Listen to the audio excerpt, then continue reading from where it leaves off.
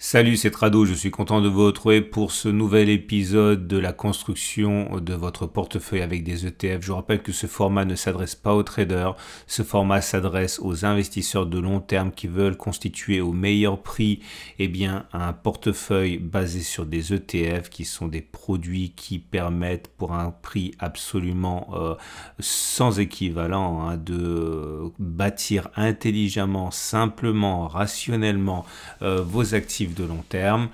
Je vous rappelle que cela repose sur des éléments multiples. Le premier, c'est que on a ici une stratégie de type cœur satellite, c'est-à-dire pour les plus novices d'entre vous, on achète quelque chose de central qui va faire le cœur ou le corps en anglais de votre portefeuille.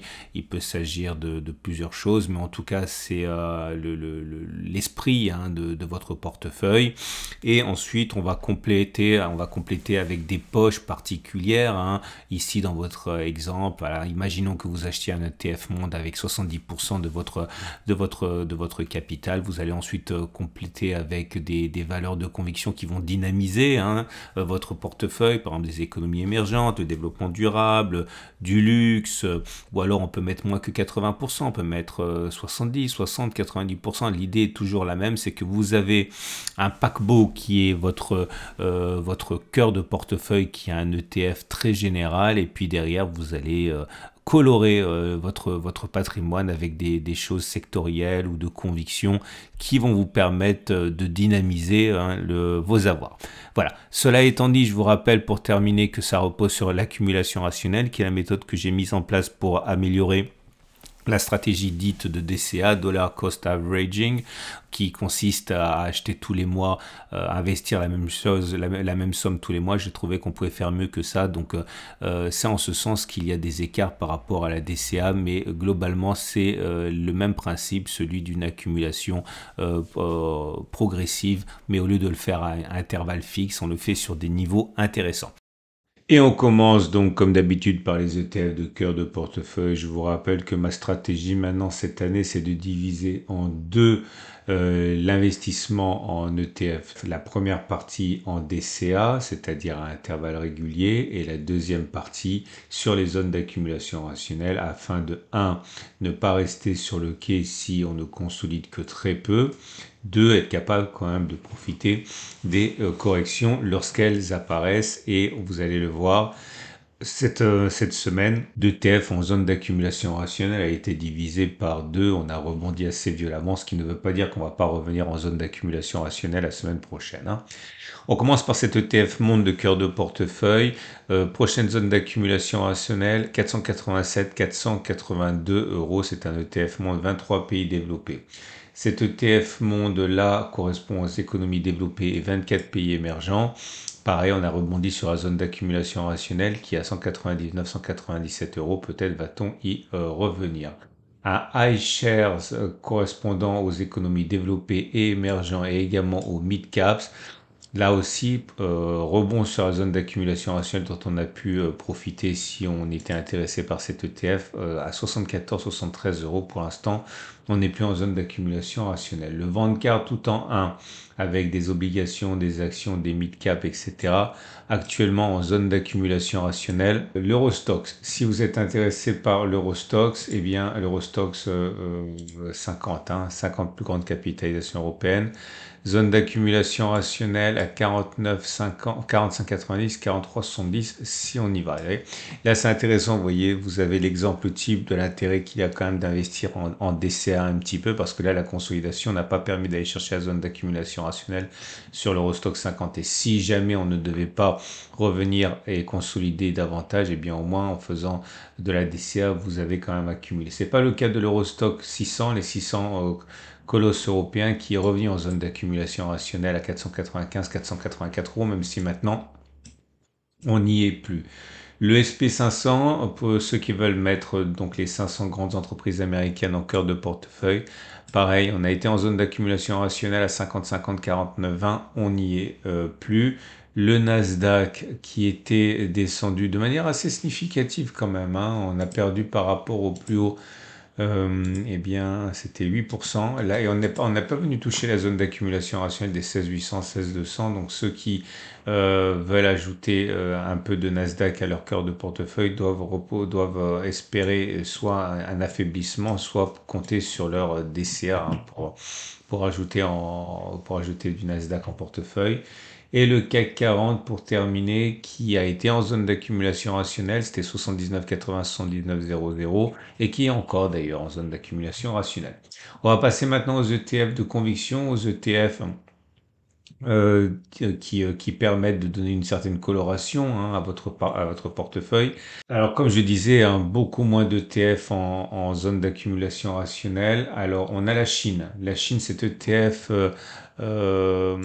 X-Tracker et en zone d'accumulation rationnelle à 13,10 euros. Le big data et l'intelligence artificielle hein, qui avait le vent en poupe toute cette année est en zone d'accumulation rationnelle actuellement à 112, 106 euros. Prochaine zone d'accumulation rationnelle, si on y va, 197 euros. Les métaux physiques précieux, donc or, argent, palladium, en zone d'accumulation rationnelle actuellement à 134,5, 128 euros. Un autre ETF qui est en zone d'accumulation rationnelle, c'est les obligations d'entreprise internationale en zone d'accumulation à 25,3, 24,9. L'ETF entreprise disruptive, l'IXOR, zone d'accumulation rationnelle actuellement à 12,7, 12,4 euros.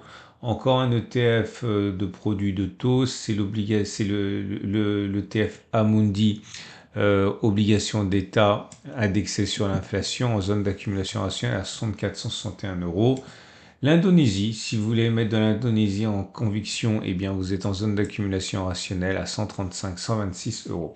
Avant d'aller plus loin, je vous rappelle qu'il faut impérativement savoir ce que vous mettez en portefeuille.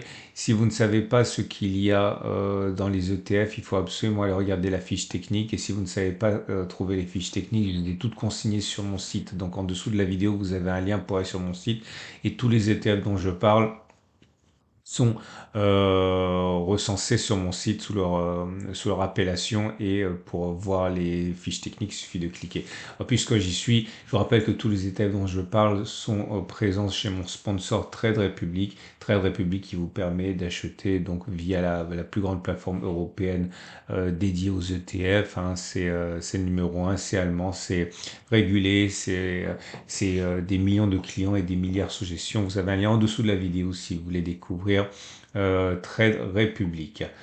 L'alimentation et les boissons en zone d'accumulation rationnelle quasiment à 126, 121 euros.